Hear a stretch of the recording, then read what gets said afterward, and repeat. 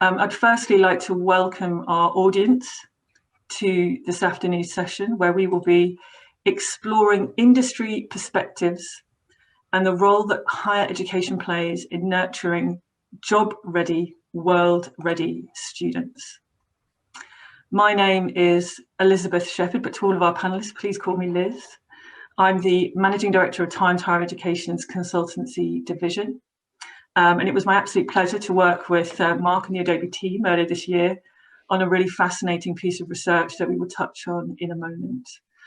And before we do that, I'd like to welcome and introduce briefly each of our panelists, starting with Janet.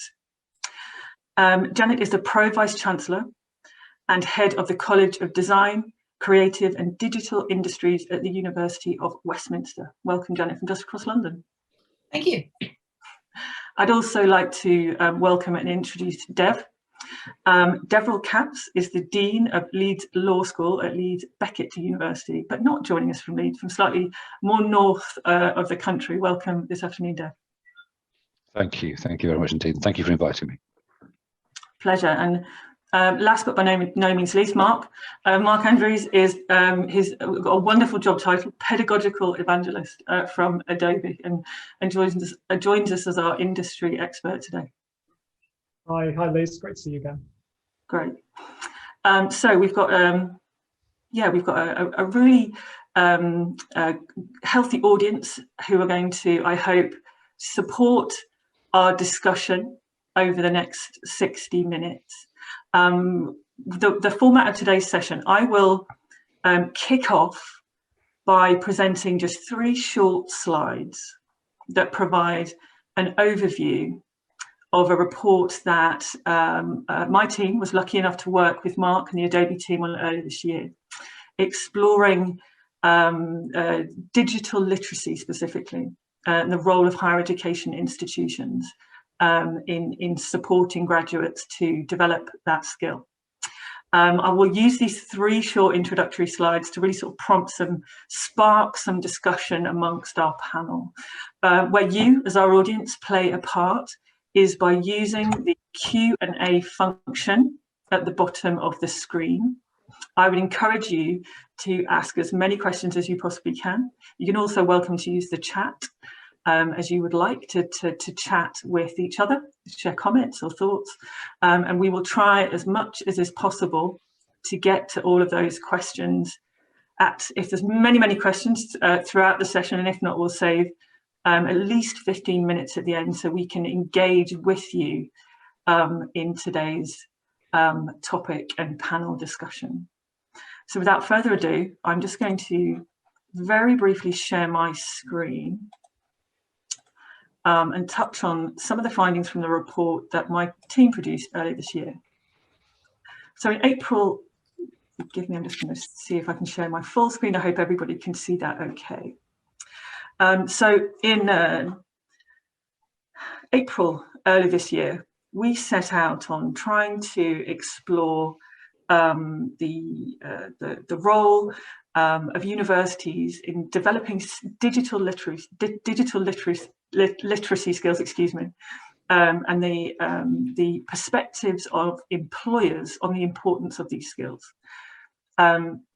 What we found in our beginning discussions with the Times Higher Education team and the Adobe team was that we wanted to begin our exploration of digital literacy with a shared definition.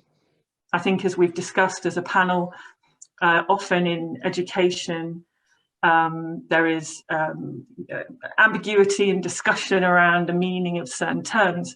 So we began and established our investigation based in the discussion I hope you can see on the screen in front of you. We defined digital literacy as the power to use digital tools to solve problems, produce innovative projects, enhance communication, and prepare for the challenges of an increasingly digital world.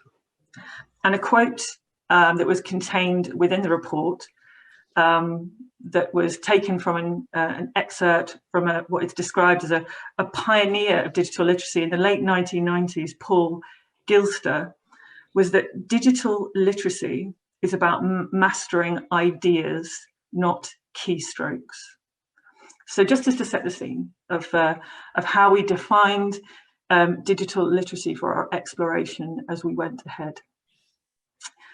We really wanted to base our analysis of the importance and the shortage of digital literacy and this particular skill set in existing data. So as the opening for the report, we analysed an extensive data set that is produced biannually by the Department for Education, that's described as the Employer Skills Survey. And that's an assessment of approximately 80,000 UK employers.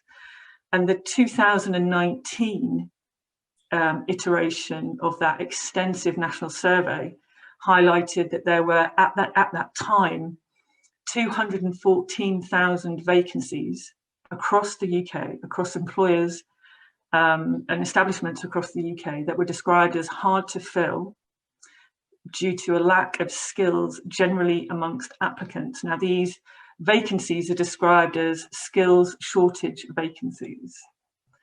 And around a third of these SSVs, skills shortage vacancies, were at least partially caused by applicants lacking digital skills required for that role. So that, I think, sets out a very stark picture and a very clear message about the importance and lack of these skills across the UK sectors. This data is then disaggregated by UK region, and we can see that the impact of this is more significant in other areas, in some areas than others. So, for example, we can see that the several regions that are more impacted by the lack of digital skills shortage vacancies. For example, Stoke-on-Trent, 42% above the national mean. The Greater Birmingham and Solihull area, 38% again above the national mean, and London with 35%. Another report produced around the same time described an estimated productivity gap of £85 billion created by this skills shortage, specifically digital literacy. So without further, well, my final slide, I would say, we wanted, of course, to reflect the views of employers. And based in an understanding of the importance and the prevalence of certain sectors across the UK, we were able to speak to high level and important individuals who represent these sectors from three very interesting organisations. Within the healthcare sector, we spoke to the Digital Literacy and Workstream Lead at Health Education England. Within the construction sector, we spoke to various different sector representatives and two from the Construction Industry Training Board, CIBT. And finally, within the media sector, we were lucky enough to speak to the head of digital for Channel 4. Each of these sectors represents sort of very significant and important parts of the UK economy, reflected by the statistics you can see at the bottom of the screen. For example, healthcare represents 14% of jobs in the UK, construction 8%, and 7% of all UK graduates. And this was as expressed by the HESA and graduate outcomes data, working in the information and communication sectors. And I'll leave these quotes on the screen here for just a moment so we can reflect on the comments that we received from the employers in each of these sectors. I think in summary to say how they view digital literacy and this skill set as absolutely essential to the success and the growth of the industries that they represent. I'm just going to stop sharing my screen now. I'd first like to ask any of our panelists if they have any comments or thoughts on the findings from the report, particularly the comments from the sectors that we spoke to, and if from your own particular areas of specialism there's anything that stands out. Dev, do you have any comment? Well, I mean, I'd express some surprise with the North East being lagging so far behind, but again, I suppose that the data is what the data is. I think when you get to Leeds and the region where around Yorkshire, I think given that one of Leeds' main things is digital services, I'm not surprised that that's actually doing quite well. But I think that the biggest thing for me really comes down to the definition of digital literacy, and I think if you ask 100 people what that meant, you'd probably get 50 different answers, which is good. So I'm really glad that you sort of settled upon one particular definition and stuck with that. But it's disappointing, I think, really, that there are so many jobs that are unfilled, and universities themselves. We should be in a position where we're helping to ensure that our graduates can move into those particular opportunities, I would say. Thank you, Dev. Janet, any comment from your perspective? Yeah, I was interested, obviously, in the Channel 4 news case study. My background is in journalism, worked for the BBC in journalism for many years. I wasn't allowed to press buttons, touch edit suites, even touch a camera. Shows my age. The quote that attracted my attention was, I'll read it out. Our digital literacy requirements involve, this is Channel 4 News, involve having a strategic sense of what type of content works on different social platforms, because it's so different. And what they wanted is students to come out with being platform agnostic. So they really wanted to have a strategic sense of what tools they could use in what toolboxes. Now that's valid. The BBC used to train its people. It doesn't anymore, and that's something that one of the reasons that universities have picked up the heavy lifting in terms of training as well as education, in order to be able to give a wide variety of technical and studio-based skills in the creative and technical industries.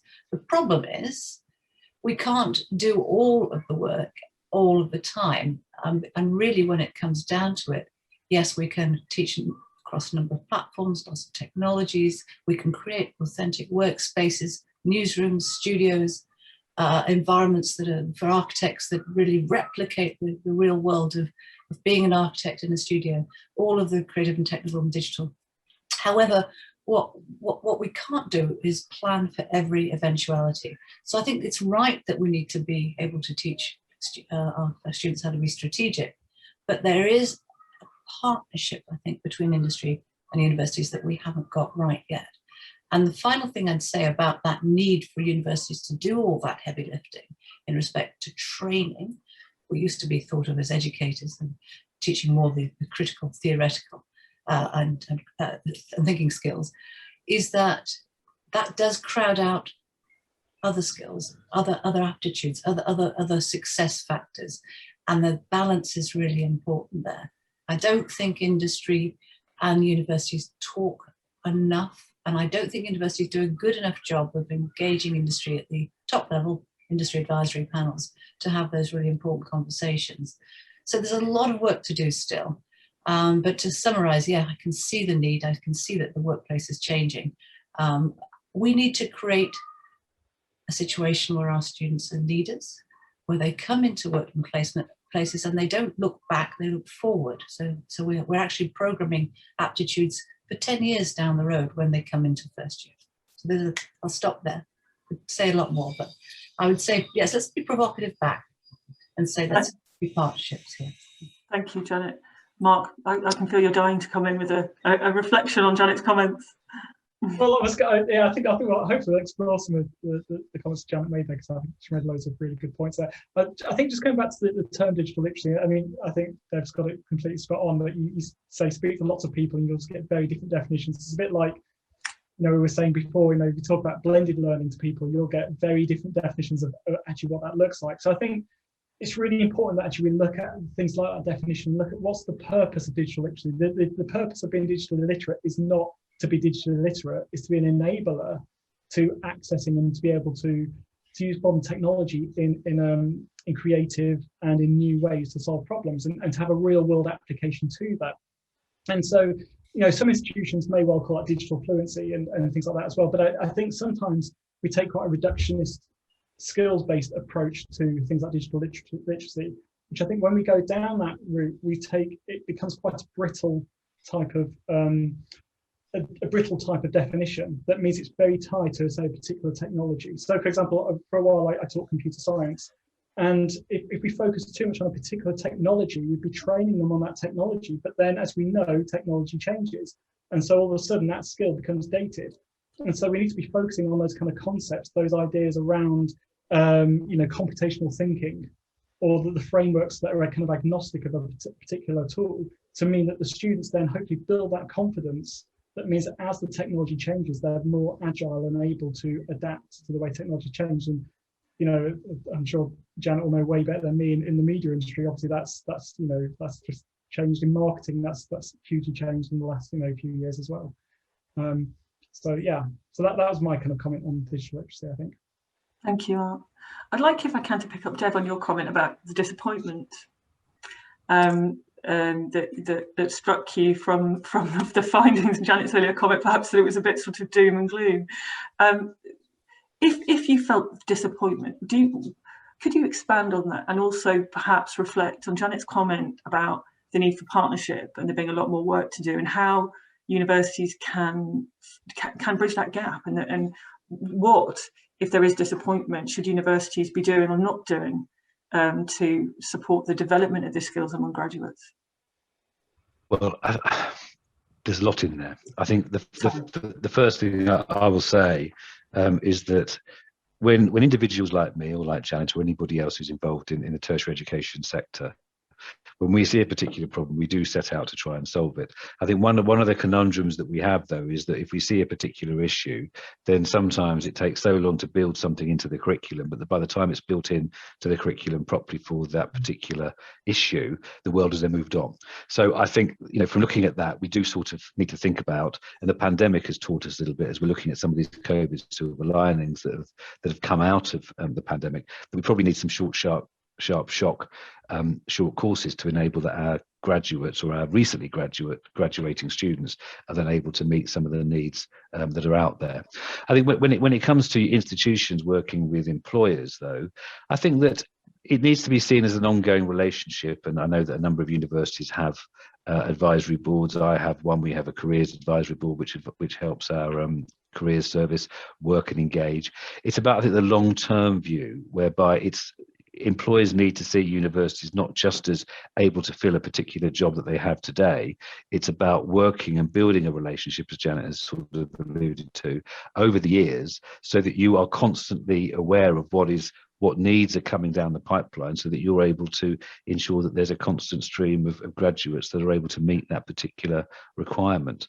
I think that universities sometimes, and I know this, we should really see ourselves as connectors between young people and the future. That's the way that I think we probably should see ourselves, and make sure that we don't just sort of set up careers fairs as the pinnacle of our employability activities. It is looking more then to try and ensure that our graduates are going in and ready, and I wouldn't say oven ready, but they are ready to actually get out there and do the job that they really need to do.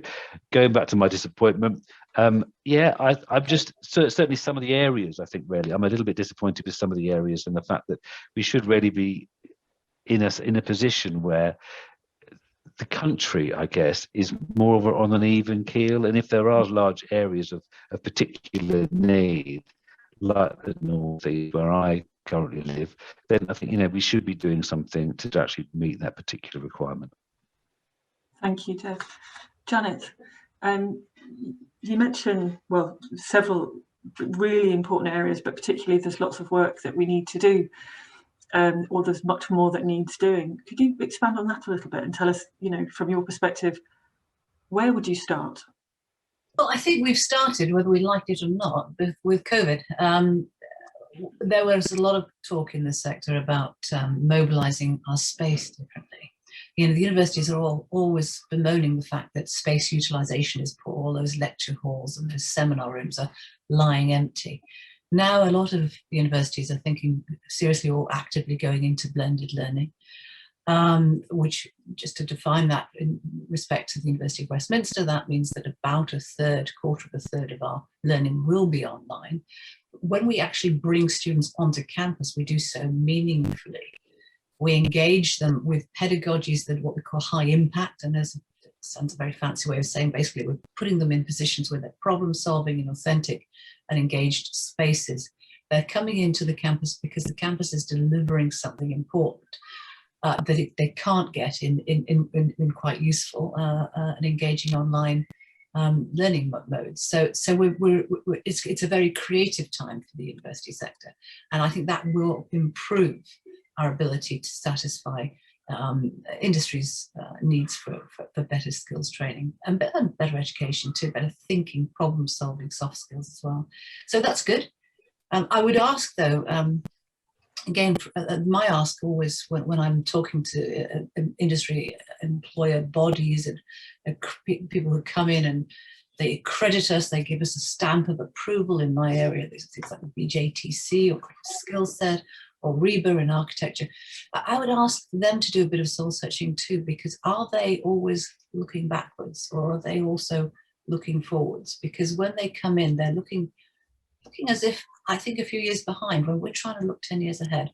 And sometimes there's a clash there. And if we're driven always by the requirements of industry in terms of setting up our curricula, our portfolio, and generating that next generation of amazing young professionals, we sometimes get held back by those industry accreditation bodies. Do you have an example, Janet, of a forward-looking a forward-looking example that you could draw upon? Is there any organisation or perhaps industry that you feel is doing that? Well, by the very nature, the professional accreditation bodies tend to be conservative, and if you marry a conservative professional accreditation body with a conservative higher education institute, you don't always get that meaningful outcome. No, I'm not going to pick. Unfortunately, I've got a lot of negative examples. Oh, there are positive examples, definitely, of conversations with universities where we're saying, 10 years ago, we were saying, let's use Twitter in the newsroom. And actually, it wasn't on the BJTC or the NCTJ curriculum. Wow. But then we're using it in the newsroom. So you can have that conversation and move the students into spaces where they are engaging with modern and future technologies. But sometimes there is that draw of conservatism and that rear view mirror angle that doesn't give us quite the impetus to change the curriculum and to drive success. I wish I could find more positive examples. I'm sure my colleagues can.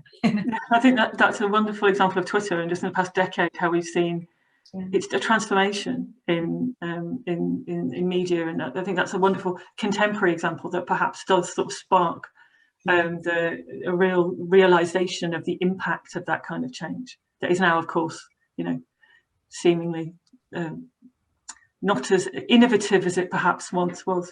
Mark, any reflections on Janet's comments? Yeah, no, and I'm also intrigued by Dev's comment basically about the kind of the feedback loops of when we notice a change and being able to implement it into the curriculum, which I think is a part of Janet's point there as well. And I just I remember when we set up a masters in accounting a couple of years back, and this was a masters in accounting for professionals, part-time masters program. And because these were already licensed accountants that would come back to university, it had to be, part-time masters, it had to be a program that was very industry ready. And so it meant its modules were all full about we're discussing, interaction design for accounting. How do you do data visualizations? How's AI affecting the industry? And the only way that we got to that was through having an advisory body from the sector. Had we developed a program that had been a bog standard accounting masters, then I think we'd have struggled, because the students who are in the profession would have been saying, well, actually, we've moved on. And so I think the importance there was working with an advisory body to make sure that actually to sense check and to validate the topics and the content that we're looking at, particularly in those digital areas. And I can imagine in law, Dev, with law tech and the power of AI in contract law and things like that, we need to be teaching the students these frameworks, the mindsets and ethos, and some of the technology, so that they can really go into the workplace, because ultimately these graduates are going to become the policy advisors of the future. And we see that in the finance industry with the whole fintech revolution of how policies trying to catch up with the technology. And you kind of think, well, if we can at university be working with students and researchers on those kind of policies and make those more agile, then hopefully we can then move on and mean that the policymakers and the policy are able to follow the current actual reality in a clearer way. So I think this is again, when we're talking about digital literacy and we reduce it to a particular skills, then we're missing I think the point here really of teaching those behaviours and those mindsets. So yeah. I mean, if I can just come in on that particular point, certainly, Mark, it's I think there was a report done by the Law Society that came out maybe last week or the week before, which was talking about by 2050 they're expecting 50% of law work to be done by robots, to use their particular term, because AI is advancing so rapidly. And I think, you know, from my perspective, I mean, that's the law. I mean, I have concerns, not concerns, but, you know, looking forward to the fact that at some point in the future, a lot of teaching and learning in the higher education world is going to be done by AI anyway. If you go online and you have a look at the Google Duplex stuff, which is out there, it doesn't necessarily affect many people in the UK at the moment, but in America, it is going a storm where you can just tell your smartphone to book a restaurant, and it will actually then phone up the restaurant in the background and book a table for you. I mean, that's unbelievable stuff, and that's going on now. We don't necessarily see quite as much of that, but I imagine when it comes to HE in a few years' time, you're going to find that an individual will then go on to a computer. They will then do some psychometric testing. They will find out their best way of learning is going to be either visual or auditory or whatever it might be, and then a computer will be able to determine a learning package that's directed to them that will teach them law of precedent, statutory interpretation, or whatever else it might be. So, you know, the future is absolutely there, and we do need to be aware of it all and prepare everybody for that, not only our students but also ourselves as well. I think we've got an incredibly relevant question from one of our audience, which I'd like to bring in at this point, from Jeffrey White, who asks, would an aspect of this also be asking students to critically evaluate the role of technology versus the risks to personal information and security of information, especially in the fields such as healthcare? Deb, I think that sort of talks to your point. Do you have any reflection on that? Yes, I mean, I'm going to be slightly the personal point of view. You know, I don't really want to use the NHS app because I don't really want to have my data being shared and accessible by other people. And my wife is doing a project at the moment looking at the use of data by the NHS following the COVID pandemic. So there are great worries out there, I think. Though on the flip side, I'm getting slightly irritated every time I go onto a website and I'm asked to accept all the cookies that seem to be coming on, because again, I just press yes, accept all cookies, when actually I've got no idea really of what I'm accepting, and actually I'm probably accepting far more than I perhaps need to. So, but yeah, I think data is a big issue, and the power of data is possibly very worrying. And Mark has his hand up.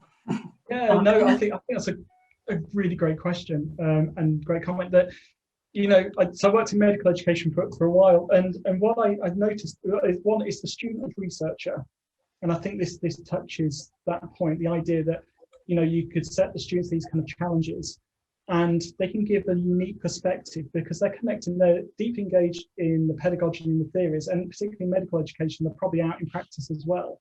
And so are able to kind of connect those two together and actually bring some perspectives that perhaps when we're ingrained in an industry, we're not able to give in the same way. And so I think there's some really good emergent thinking that can come there.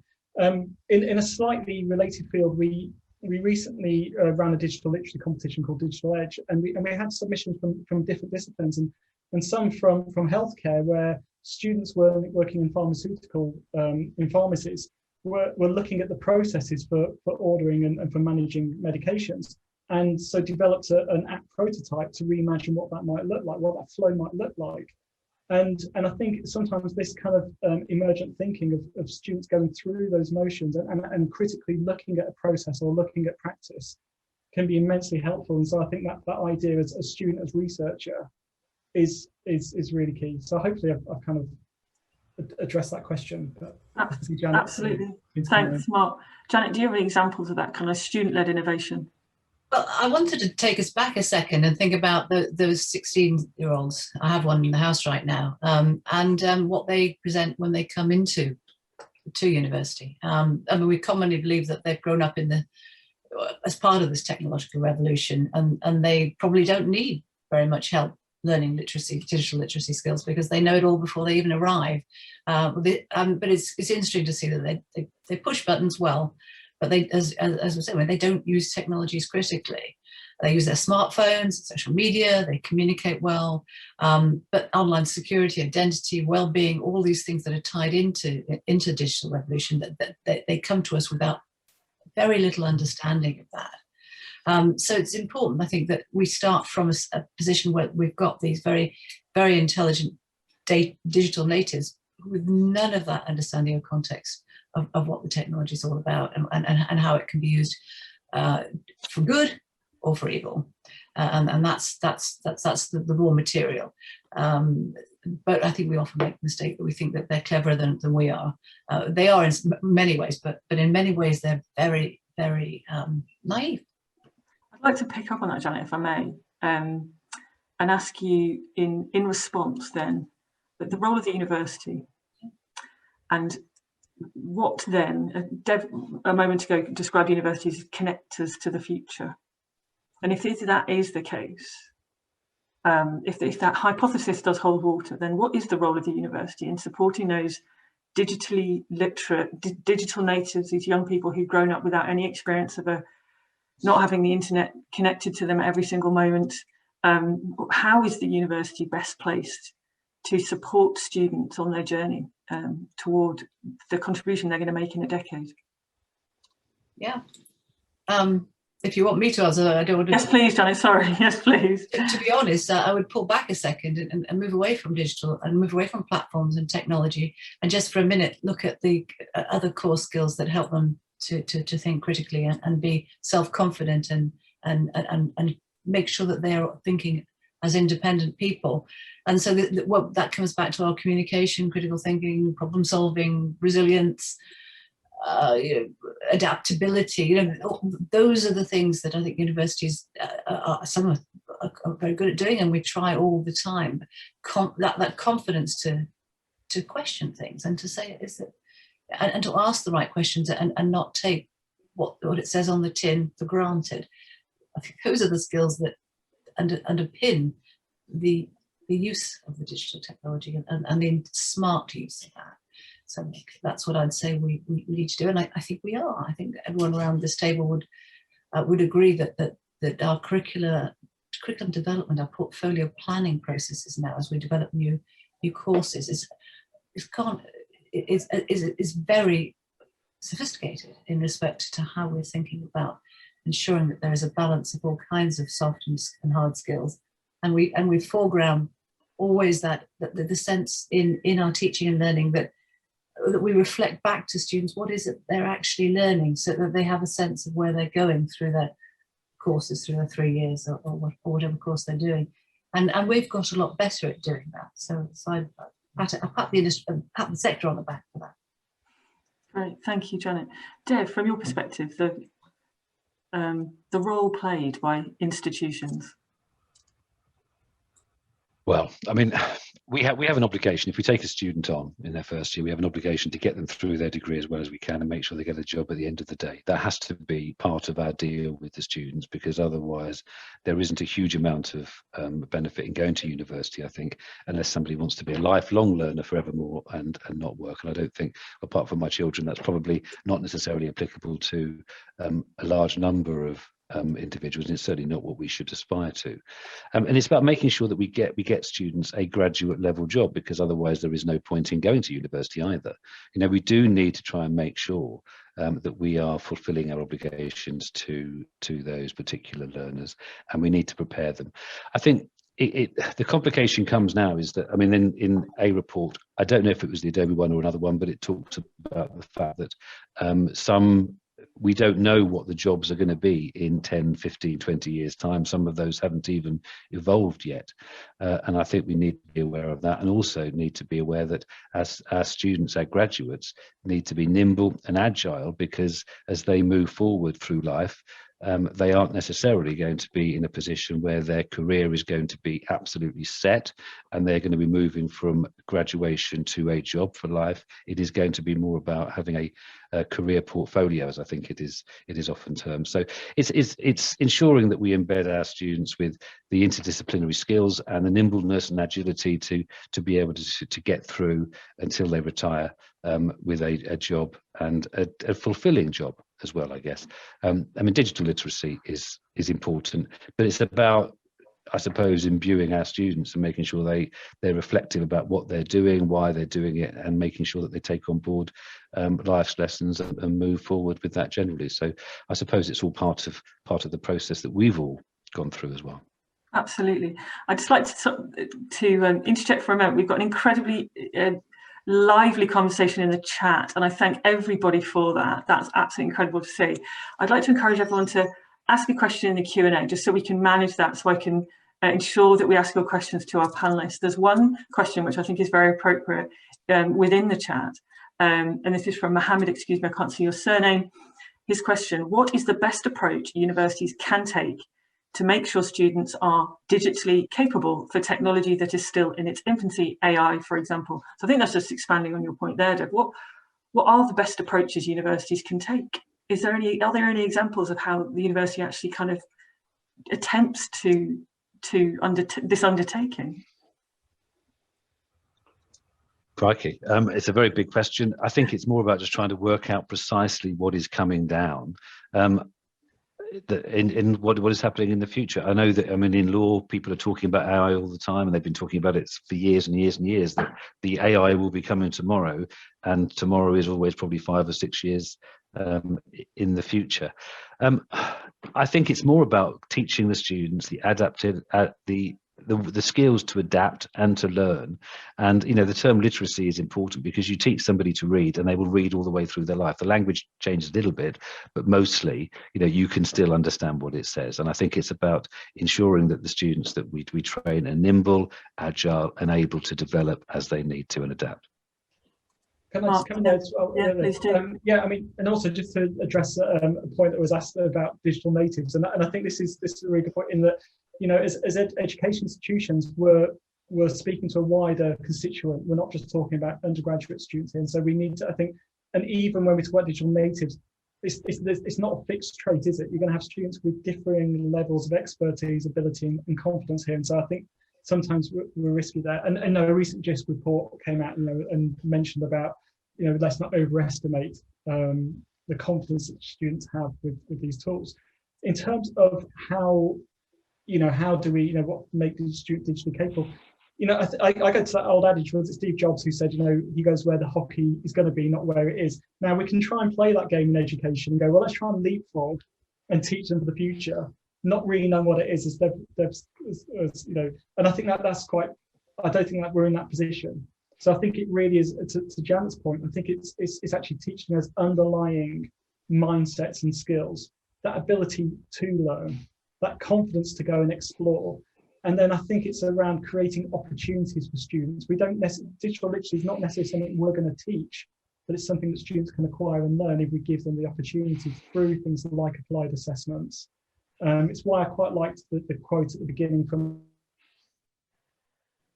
a healthcare professional around digital literacy, because it gave a real world application to what could feel like some abstract tools, some abstract terms. And so I think it's around giving applied assessments and students the opportunity to go and explore. If we believe that students are intrinsically motivated to acquire these skills, which they are, and university is a time where they're going to explore, they're going to be divergent, and they're going to try things out, then I think one of the best things we can do is give them the opportunities through assignments and through activities to go and explore that world.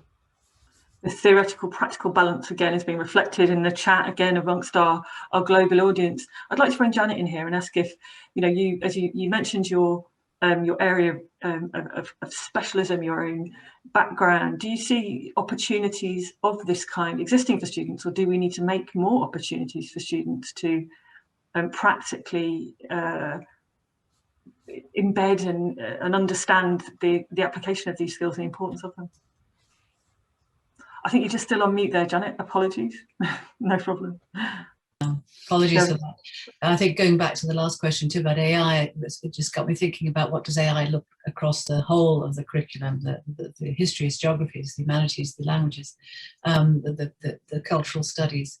I think that what we don't do well, and I will get around to answering your question specifically, but always is interdisciplinarity. And I think we have to relax our disciplines to sort this problem out, given that we have a problem, and we have a deficit. We have a deficit between those graduates coming out of university and those companies, those organizations who want to recruit them, because there's something that isn't quite working.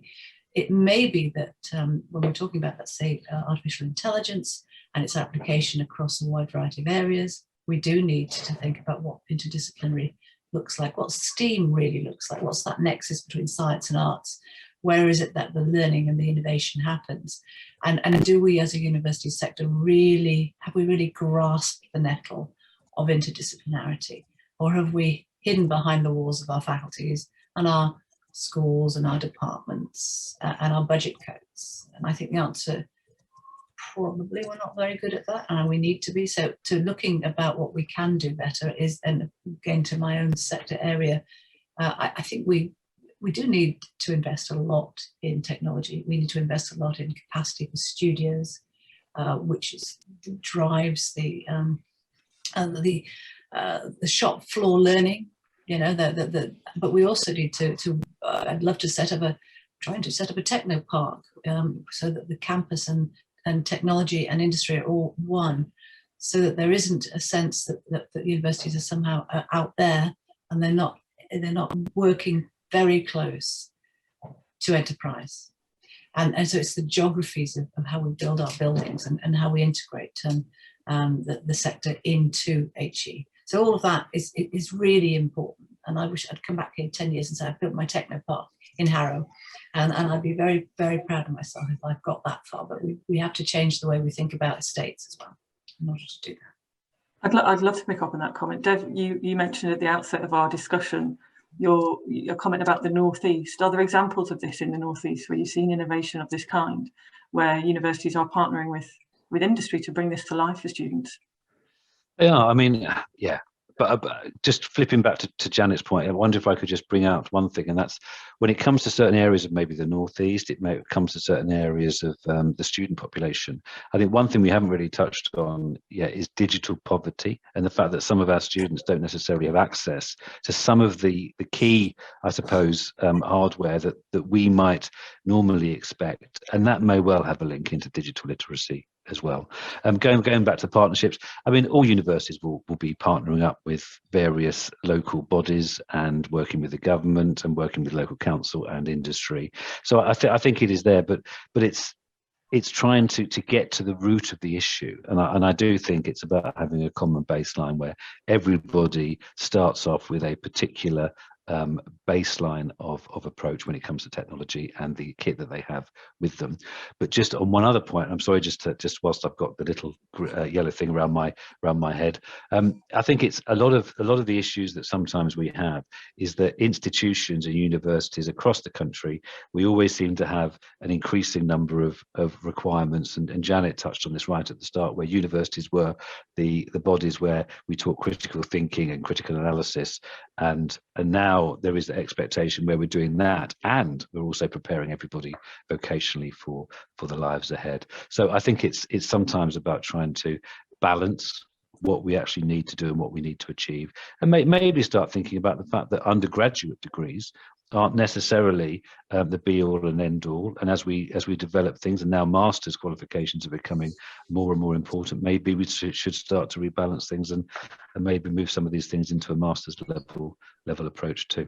So there are some things there, but going back to your question, is there are plenty of examples when it comes with institutions teaming up with industry, but I do think fundamentally it's about making sure that the students themselves all start off with the kit that they need to do and the kit that they need to succeed. And is that investment from who does that require investment from if it doesn't exist? Well, I mean, a lot of the universities, it falls on the universities most of the time. I mean, during the COVID pandemic, most universities were ensuring that their students had enough kit to be able to learn and study from home. I know that there's a big push now for schools to, for example, ensure that the pupils have kit and tablets to learn from home as well. Crikey, I mean, it's where does the buck stop? I think it's probably a bigger social question and answer that maybe that can be solved in the next 5 or 10 minutes from this particular table. But yeah, there are bigger issues at stake, I think, sometimes. Mark, do you have any comment? Yeah, so I guess on both parts. So it's one about the kind of the innovation ecosystem. So I'm based in Cambridge, and obviously we've got quite the Silicon kind of Fen kind of cluster, and there was some work done looking at different kind of ecosystems, innovation ecosystems. That was, to Jan's point, was totally around the geography, the location between the research and the academic institutions and the industry, and you see that around Cambridge and in other places in around the world as well. And so I think that is key, and I think universities' role in supporting new ideas and in supporting and partnering with industry is key. And we see that on a smaller scale, I think, with outreach work, competitions, consultancy projects that students might go to work with local businesses on a particular business challenge. And this is something that we're supporting some institutions with Creative Cloud around digital skills about. Okay, if you're going to go and help a digital transformation of a local business, what kind of skills and what kind of processes might you help them with? And that's the type of work that I think students find really interesting and useful as an applied piece, and particularly in the arts, working with customers as well, and that's quite a common thing. And then around kind of funding, in some countries, so Singapore and places, there's new ways, isn't there, of funding students, the tuition kind of reimbursement models. And the idea that companies might actually fund the students' kind of tuition, and then there's different ways of payback or employment through that. Obviously, we've got the apprenticeship levy in the UK as well to support those things. And so I think there's a few things being tried out, but whether we've got it right yet, I'm not sure. But, yeah. I'd like to invite Janet before we move to our audience questions, as we've got a few really excellent questions. Janet, any comments on the discussion to this point? Well, I'm just reflecting on on the pipeline again, in terms of what secondary schools and primary schools are doing too, and to how they're embedding some of this work. One of the problems I think we're having for the future of UK PLC and our general health as a nation in terms of our skills base is that we're often we're putting young people into streams too early. Okay, you're an artist, you're a scientist, and never the two shall meet.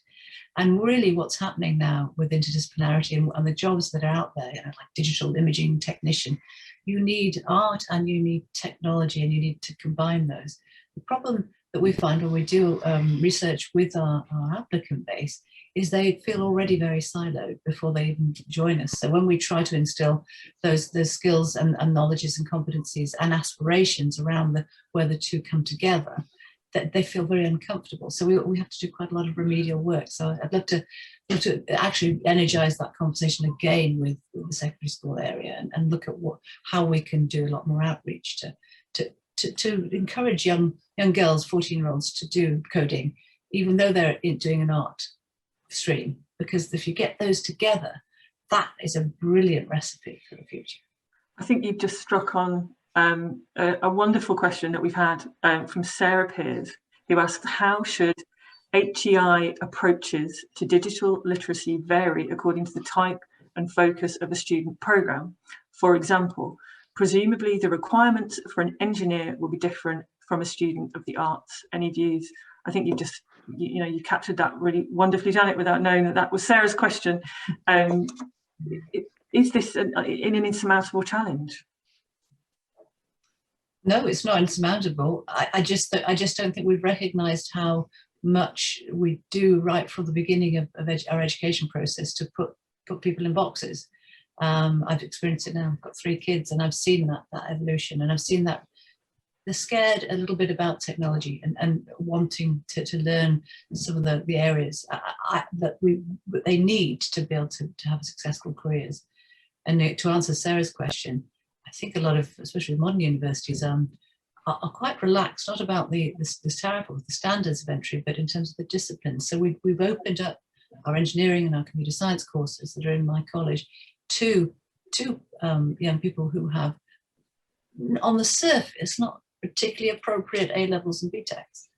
Drama and history, yes, you can come and do engineering. We'll support you. We'll get you up to that place you need to be then to develop. But we've got to send that message back to them that they haven't, you know, that they haven't irrevocably set themselves on a path where they can't switch or develop other skills. Thank you, Janet. We've got some great response in the comments in the chat. Hearing Janet's comments, I strongly believe that the UK secondary system is not fit for purpose because we expect 16-year-olds to specialise. Deb, any thought from your viewpoint? Well, I think ideally, I mean, I suppose we need to look at what sorts of students that we have coming into the HE sector.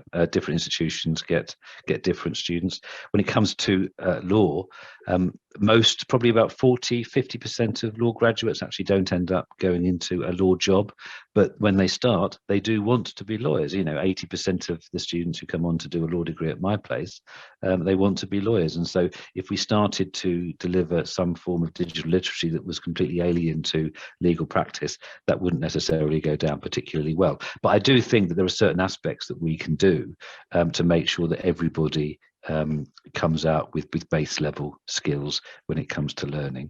And I think some of that comes through having authentic assessments, so assessments which are aimed at the jobs that people do and how they perform those particular roles, and also probably looking at having inclusive assessment as well, which means that you're trying to build a particular assessment process, which also shows that you're not necessarily having different particular assessment strategies for students with a particular disability or the support elsewhere. So that would probably be my point.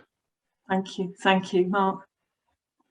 Yeah, I think just tying into that, on pedagogy, one thing that I think we've learned from the pandemic, but I think was already happening, is this more intentional learning design. So we're more intentionally designing assessments, and some of the discussions we've been having around creative assessment approaches, applied assessment approaches, are things that we've had to move to because of the pandemic, but there's some of the things that are hopefully going to stick. You know, more project-based learning, the idea of building portfolios, you know, that will take students from graduation into that first job, into that second job, building those lifelong portfolios of work and of competencies.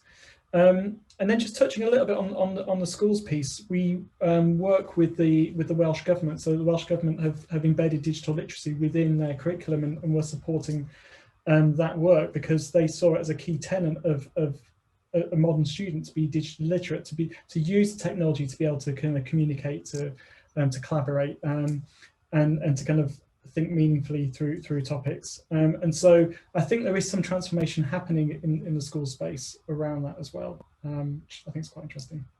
Thank you, Mark. I'd like to shift to another question from our audience in the final 7 minutes of our discussion this afternoon. As Mark mentioned, the apprenticeship levy, to what extent do the panelists think that level 7 brackets at master's level apprenticeships in digital can help developing literacy and creating transferable skills? I think touching on points both Mark and Dev made around master's level qualifications and the apprenticeships levy. Any thoughts, Mark? Oh, I don't know the specification well enough, I think, to kind of, I think just generally we have to differentiate between digital as a professional skill and a key part of your job and digital literacy for the broader society. And so I'm guessing that if it's a master's level, level 7 apprenticeship on digital, then it's probably dealing with very deep level technology, like a kind of computer science piece. And so that might be slightly different. What I would say is the digital literacy requirements of that would cover a lot of the general aspects. You're still looking at using digital skills, digital tools to communicate, to create, to collaborate, to think critically, to problem solve. But then there's probably that layer, that level that's then going to be domain specific to digital. Does that make sense? So yeah. I'm not sure I've answered that at all, but I think there should, you know, it could be an apprenticeship in anything, in social media, or it could be an apprenticeship in digital marketing or in healthcare. there should probably still be an element of digital literacy that runs through that will obviously have a thematic link to the subject that's being covered. Absolutely. Yeah. Janet, do you have any experience of this, and if your reflections on this as a possible solution? Well, I mean, obviously apprenticeships are going through a really difficult time and have done since they were created in terms of the levy, and they've been constantly reimagined and rethought, and we haven't got it right yet. I know that level 7 is the most problematic of all of the levels, so I know that much. And in terms of a generic digital skills, digital aptitudes apprenticeship at level 7, I'm struggling to be able to picture it. I think Mark was saying the same thing. I'm wondering where it would be grounded, but that's probably my ignorance. I need to read the specifications. I'd like to see what it involved, and it may be that it genuinely is. Let's say that an editing post-production company in Soho decides that they have a trainee runner who really needs to come and upskill in terms of their editing and post-production skills, so they do a level 7 apprenticeship and they learn the core digital technologies that will influence the way that their work runs, but it's very, very generic. I don't know. I'm fascinated. So no, I can't answer that directly. No problem. Thank you. Dev, any comments at all on that? We've got, I think, one final question from our audience. Okay, I'll just do it very, very quickly in that case. I would say that the apprenticeship funding is sometimes, I guess, used as a bit of a fudge to pick up on the fact that once you've had your undergraduate funding, you can't get it again. And actually, I think it's probably digital literacy is probably something that can be taught at level 4, 5, or 6. But once you've had your degree, you can't access that without paying for it again. So there must be another way that individuals can access lower level funding. And I think that part of the government's plan on lifelong learning is probably going to help with that. Although I think there may be some a bit of jiggery pokery that needs to be done to make it work as it needs to. Thank you. I think this part of our discussion reflecting perhaps the complexities there around that issue. So one final question, I'd like each of you to reflect in our final few minutes, if you may. This question is from Keith and asks, how can UK universities increase the number of partnerships with tech firms such as Google, AWS and Microsoft, to name a few? Apart from the lack of conversations, what more can universities do to incorporate such tech skills in their curriculum? Can we not incorporate tech skills with critical skills? Any comments on any part of that great question from Keith? Let's start with Mark.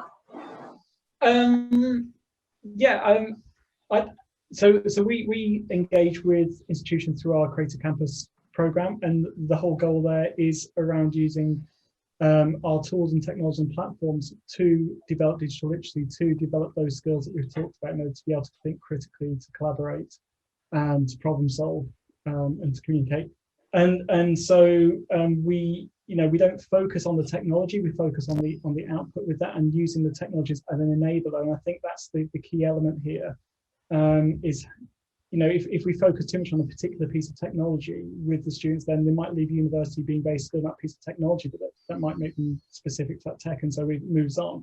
So I think we try to work with institutions on the notion of digital literacy, and using our tools as an enabler, and if Keith wants to get in contact, we'll have to chat with him Perfect. about that.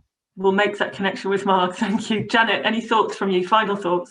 Yeah, briefly, I think we have come full circle, which is quite useful. I think we need a more grown-up conversation between HE and the sectors that we support in the creative industries, creative technologies, creative arts.